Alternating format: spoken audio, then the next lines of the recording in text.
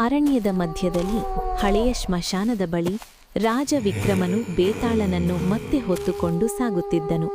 ಮೌನ, ಗಾಳಿ, ಒಣ ಎಲೆಗಳ ಸದ್ದು, ಗಂಭೀರ ವಾತಾವರಣ. ಅಷ್ಟರಲ್ಲಿ ಬೇತಾಳ ನಕ್ಕು ಹೇಳಿದನು, ವಿಕ್ರಮ, ಇಂದು ನಿನಗೆ ಒಂದು ವಿಚಿತ್ರ ಕಥೆ ಹೇಳುತ್ತೇನೆ. ಉತ್ತರ ಗೊತ್ತಿದ್ದರೆ ಹೇಳಬೇಕು, ಇಲ್ಲದಿದ್ದರೆ ನೀನು ಮತ್ತೆ ಆರಂಭಿಂದಲೇ ನಡೆಯಬೇಕು. ಒಂದು ಕಾಲದಲ್ಲಿ ಚಂದ್ರಪುರಿ ಎಂಬ ಸುಂದರ ನಗರ ಇತ್ತು. ಅಲ್ಲಿ ಒಬ್ಬ ಅತ್ಯಂತ ಪ್ರತಿಭಾವಂತ ಚಿತ್ರಕಾರನಿದ್ದ.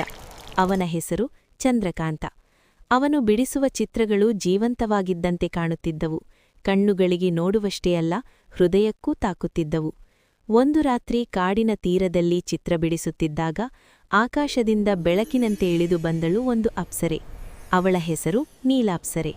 ಅವಳು ಸ್ವರ್ಗಲೋಕದಿಂದ ಭೂಮಿಗೆ ಬಂದಿದ್ದಳು, ಮಾನವರ ಭಾವನೆಗಳನ್ನು ಅರಿಯಲು. ಚಂದ್ರಕಾಂತನು ಅವಳನ್ನು ನೋಡುತ್ತಿದ್ದಂತೆಯೇ ಮಂತ್ರಮುಗ್ಧನಾದ. ಅವಳ ಸೌಂದರ್ಯ, ಕಣ್ಣುಗಳ ಬೆಳಕು, ನಗು ಎಲ್ಲವೂ ಅವನ ಮನಸ್ಸನ್ನು ಬಂಧಿಸಿತು.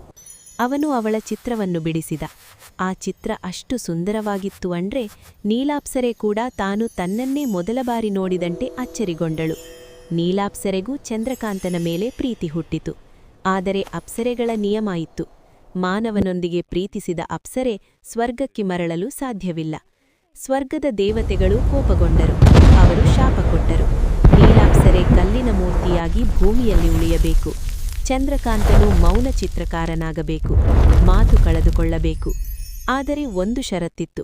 ನಿಜವಾದ ನ್ಯಾಯಬುದ್ಧಿಯ ರಾಜನು ಈ ಕಥೆಯ ಸತ್ಯವನ್ನು ಅರಿತು ನ್ಯಾಯ ತೀರಿಸಿದರೆ ಶಾಪಮುಕ್ತಿಯಾಗುತ್ತದೆ. ವರ್ಷಗಳ ನಂತರ ರಾಜ ವಿಕ್ರಮನು ಆ ನಗರಕ್ಕೆ ಬಂದನು. ಅವನು ಒಂದು ದೇವಾಲಯದಲ್ಲಿ ಸುಂದರವಾದ ಕಲ್ಲಿನ ಮೂರ್ತಿಯನ್ನು ಕಂಡನು. ಅದು ನೀಲಾಪ್ಸರೆ. ಮತ್ತು ಅಲ್ಲಿ ಒಬ್ಬ ಮೌನ ಚಿತ್ರಕಾರ ಚಂದ್ರಕಾಂತ ಚಿತ್ರ ಬಿಡಿಸುತ್ತಿದ್ದ. ಚಿತ್ರದಲ್ಲಿ ಕಾಣುತ್ತಿದ್ದಳು ಅದೇ ಅಪ್ಸರೆ. ವಿಕ್ರಮನು ಸತ್ಯವನ್ನು ತಿಳಿದುಕೊಂಡನು.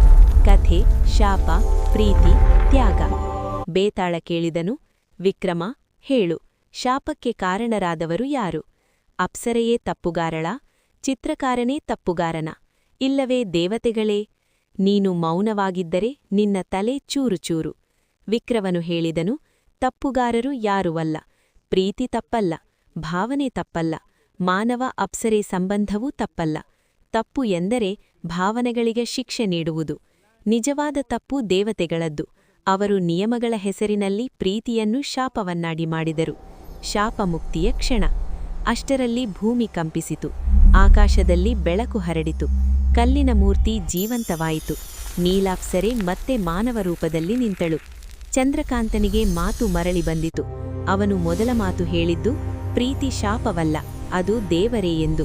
ಬೇತಾಳ ನಗ್ತ ಹೇಳಿದನು, ವಿಕ್ರಮ, ನೀನು ಇಂದು ಕೇವಲ ರಾಜನಲ್ಲ, ನೀನು ಧರ್ಮದ ಧ್ವನಿಯೇ. ಅಷ್ಟೇ ಹೇಳಿ ಬೇತಾಳ ಮರಕ್ಕೆ ಹಾರಿಹೋದ. ಮತ್ತು ವಿಕ್ರಮನು ಮತ್ತೆ ಮೌನದ ಕಾಡಿನಲ್ಲಿ ನಡೆಯತೊಡಗಿದ. ನಿಯಮಗಳಿಗಿಂತ ಮಾನವೀಯತೆ ದೊಡ್ಡದು. ಪ್ರೀತಿ ಅಪರಾಧವಲ್ಲ. ನ್ಯಾಯ ಎಂದರೆ ಕಾನೂನು ಮಾತ್ರವಲ್ಲ, ಕರುಣೆಯೂ ಹೌದು.